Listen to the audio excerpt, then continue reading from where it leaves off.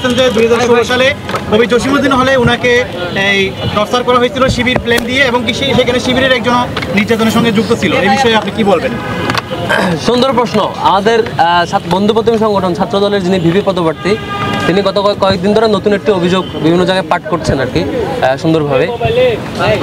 স্পষ্টত আমরা যখন কাজ শুরু করেছিলাম, তখন গত 5 আগস্ট থেকে এখন পর্যন্ত ছাত্র দলের বিরুদ্ধে যখন আমি 1000 কেস দেখাই, যে কেসে অন্তর্দ্বন্দ্ব, কুন্দল, মারামারি, সংঘাত, এক অপরকে হত্যা, কমিটি বাণিজ্য, মানে এই কেস যখন আমরা পাবলিকলি মিডিয়াতে দেখি, তখন তারা যখন ছাত্র শিবিরের ব্যাপারে কোনো কেস পায় না, এই ধরনের অভিযোগ সামনে নিয়ে আসে।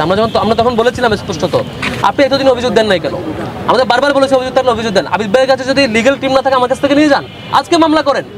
যার ব্যাপারে অভিযোগ দিচ্ছেন তার ব্যাপারে এখন গিয়ে মামলা করেন। আপনার কাছে টাকা পয়সা না থাকলে, লিগ্যাল টিম না থাকলে, আইনি সাপোর্ট দেওয়ার মতো টিম না থাকলে আমার কাছ থেকে নিয়ে যান, তার বিরুদ্ধে ব্যবস্থা নেন। এতদিন চুপ ছিলেন কেন? হঠাৎ করে এটা অভিযোগ, বানোয়াট অভিযোগ বলে লাভ নেই। আর যদি সত্যিকারের অভিযোগ হয়, আপনি ব্যবস্থা নেন, আমরা আইনি সহযোগিতা, সার্বিক সহযোগিতা আমরা করবো কোনো অপরাধীর বেলায়। আর যদি এমন হয় যে হচ্ছে শিবিরের ডায়েরি কারো হাতে থাকলে সে শিবির হয়ে যায়, কালকে দেখলাম আবিদ ভাই নাকি হঠাৎ শিবির হয়ে গেছে। আবিদ ভাই কোথায়? আমরা ছাত্র শিবিরের পক্ষ থেকে সবাইকে ডায়েরি গিফট করি আর কি, অন্যান্য সংগঠনকে।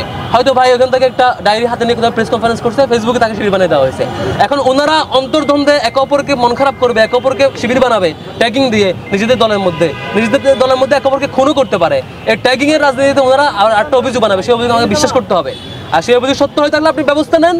হঠাৎ করে ডাকসুর আগ মুহূর্তে এসে বাংলার গল্প বলে লাভ নাই। আর আপনি যদি ব্যবস্থা নেন, আমরা লিগ্যাল টিম দিয়ে আপনাকে সাপোর্ট দেবো।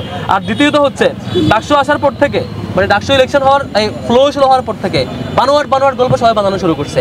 আমরা স্পষ্ট ক্লিয়ারেন্স দিয়েছি, বলেছি ছাত্র শিবিরের ব্যাপারে যে কোনো কনসার্ন থাকলে বলো। আর যদি ছাত্র শিবির কোনো এককালে স্কুলে ছাত্র শিবিরের কোনো একটা প্রোগ্রামে গেছে, বা ছাত্র শিবিরের কোনো একটা গিফট কেউ নিছে, ছাত্র শিবিরের সাথে একবেলা চা খাইছে, নাস্তা করছে, এই জন্য তার সকল ধরনের কার্যক্রমে দায়িত্ব নিতে হবে। তাইলে তো মানে এই যে এখন যারা মন্ত্রী মিনিস্টার হয়েছে, অন্যান্য সংগঠন পরিচালনা করতেছে, আর অনেক জায়গায় চাঁদাবাজি বা অন্যান্য কাজ করবে, অপরাধ করবে, যে যাই করবে, ছাত্র শিবিরে কোনো একটা অ্যাপ্লাস সংগঠনে আসছে, কোনো একটা স্কিল ডেভেলপমেন্ট প্রোগ্রামে আসছে, কোনো একটা কেস দিচ্ছে, সব কিছু যদি এইভাবে দিতে হয়, তাইলে তো এই ছাত্র দলের কেস যেটা 1000, এটা 1 লক্ষে পৌঁছাবে। এখন যে কেস আমরা 1000 খুনাখুনি এবং রক্তপাতের হিস্ট্রি বলতেছি 5 তারিখের পর থেকে, 1000 ঘটনা গত 5 তারিখের পর থেকে, এটা 1 লক্ষে পৌঁছাবে। সে তারিখে আমার কাছ থেকে আপনারা নিয়ে যায়। আসসালামু আলাইকুম রহমতুল্লাহ। আজকে মনে হয় একটা লম্বা ব্রিফ হয়ে যাচ্ছে, শেষ করব। আমাদের পরিকল্পনা ছিল আমরা প্রত্যেকদিন যেসব প্রবলেমগুলো ফেস করছি এগুলো একটু ইনফর্ম করা। অলরেডি কার্জন নিয়ে আলাপ হয়েছে, কয়েকটা বিষয় আসে নাই। যেমন এই যে কার্জনের বেশ কয়েকটা অনেকগুলো ডিপার্টমেন্টে রিটেক এক্সাম দিতে হলে, কারো একটা সাবজেক্ট খারাপ হয়েছে, রিটেক এক্সাম দিতে হবে, তখন এই এক্সামে তার 20,000 টাকার মতো খরচ হয় প্রায়, কারো আরও বেশি হয়, কখনো সংখ্যা বেশি হলে কমে আসে। একটা শিক্ষার্থীকে একটা কোর্স পরীক্ষা দেওয়ার জন্য এত অ্যামাউন্টের খরচ পে করতে হয়, এটা খুবই মানে এটা এক প্রকার অমানবিক আর কি। এই জুলুম থেকে এদেরকে, আমাদের শিক্ষার্থী ভাই বোনদেরকে নিস্তার দিতে হয়। বিশ্ববিদ্যালয় প্রশাসনের জায়গা থেকে এই জিনিসটা বহু আগে ব্যবস্থা নেওয়া দরকার ছিল। আমাদের এই জায়গায় অন্যতম একটি কমিটমেন্ট হচ্ছে এই যে অতিরিক্ত ফি নেওয়া এবং এটা একটা বাণিজ্যকরণে পরিণত করা বিশ্ববিদ্যালয়ের এক্সামগুলোকে। এখান থেকে আমরা এটার ব্যাপারে আমরা সিরিয়াসলি ব্যবস্থা নিব ইনশাল্লাহ আমাদের সুযোগ হলে। আর এরপরে হচ্ছে এই যে আপনারা দেখতে পেয়েছেন আমাদের সোহরাওয়ার্দী উদ্যান এখন গেটগুলো বন্ধ সিকিউরিটি কনসার্নের কারণে, যাতে করে সেখানে ভবঘুরে না থাকে এবং ইউনিভার্সিটি সেফ থাকে। কিন্তু এটার ইম্প্যাক্টে সবগুলো ভবঘুরে এখন দুয়েল চত্বরে জমা হয়। সন্ধ্যার পর থেকে দেখবেন এখনও আগে যারা সেই সোহরাওয়ার্দী উদ্যানে জমা হতো তারা দুয়েল চত্বরে, প্রক্টোরিয়াল টিম ঘুমন্ত অবস্থায়, প্রক্টোরিয়াল টিম এটা নিয়ে কোনো ব্যবস্থা নিচ্ছে না। এই দুয়েল চত্বরে ভবঘুরে এবং বাইরের লোকজন থাকার কারণে এখানে কার্জনের শিক্ষার্থীরা যখন আসা যাওয়া করে তারা খুবই আনসেফ ফিল করে। এবং একই সাথে সুফিয়া কামাল হলের শিক্ষার্থীরা যেই ফুটওভার ব্রিজ দিয়ে পার হতেন, সেই ফুটওভার ব্রিজে এখন যাবেন, এখনও টুকাইদের দখলে। এই ফুটওভার ব্রিজ সবসময় টুকাইদের দখলে থাকে। এটা যে উদ্দেশ্যে দেওয়া, শিক্ষার্থীরা ইজিলি পার হবেন, শিক্ষার্থীরা তাদের সেফটি ফিল করবেন, রাস্তার যে গাড়ি পারাপারের অবস্থা সেটাকে অ্যাভয়েড করে উপর দিয়ে পার হবেন, সেটা আর পারছেন না টোকাইদের কারণে। বিশ্ববিদ্যালয় প্রশাসনের এটি অন্যতম একটি দায়িত্ব সুফিয়া কামাল হলের এতগুলো শিক্ষার্থীবৃন্দের সেফটির জন্য এটিকে অলওয়েজ একটা তদারকির মধ্যে রাখা এবং সেটি একটা ব্যবস্থা রাখা, এই জিনিসটাও এখন পর্যন্ত হয়নি। আপনারা দেখেছেন শাটল নির্বাচনী ব্যবস্থার কথা বলে শাটল বন্ধ করে দেওয়া হয়েছে। আমরা কথা বলেছি ইউনিভার্সিটি প্রশাসনের সাথে, এটি ইউনিভার্সিটি প্রশাসন বলেছে আজকের মধ্যে আবার চালু করবে।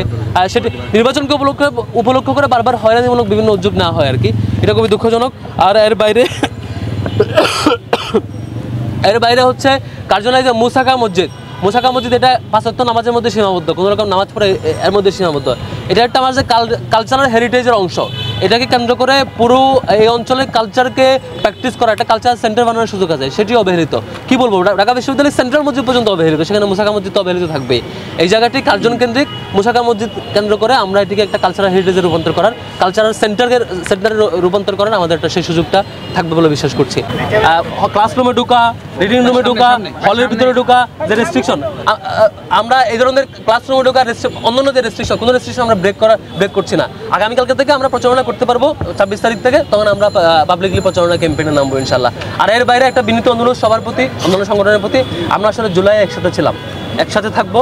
এই ডাকসুতে আপনি আমি জিতবো এই ফ্রেমওয়ার্ক করিয়েন না, ছাত্রদল শিবির জিতবে এই ফ্রেমওয়ার্ক করিয়েন না। এখানে শিক্ষার্থীরা জিতবে, শিক্ষার্থীরা আমাকে চাইলে আমাকে ভোট দিবে, আপনাকে চাইলে আপনাকে ভোট দিবে। কাদা চোরাচুরি করবেন শিক্ষার্থীরা, যিনি কাদা চোরাচুরি করবেন তাকে ছাত্রলীগের মতো ছুড়ে ফেলবে। কাদা চোরাচুরি করবেন না, সত্যটা বলবেন, মিথ্যা ফ্রেমিং করবেন না, সত্য থাকলে সাহসের সাথে কোনো লুকোচুরি ছাড়া সত্য নামগুলো বলবেন, সত্য অভিযোগ দেবেন। কিন্তু কাদা চোরাচুরি করে এক অপরের বিরুদ্ধে যাবেন, আপনাদের ব্যাপারে যেই মানে বিরক্তি তৈরি হয়েছে, এই বিরক্তি আপনাদের ব্যাপারে পার্মানেন্টলি তৈরি হবে শিক্ষার্থীদের মধ্যে। শিক্ষার্থীদেরকে আর বিরক্ত করেন না, রাজনীতি ফোবিয়া তৈরি করেন না শিক্ষার্থীদের মধ্যে। সবাইতে বিনীত অনুরোধ থাকবে, আমরা সবাই মিলে জিতবো, শিক্ষার্থীদেরকে জয়ী করবো এই ডাকসুতে। অনেক ধন্যবাদ।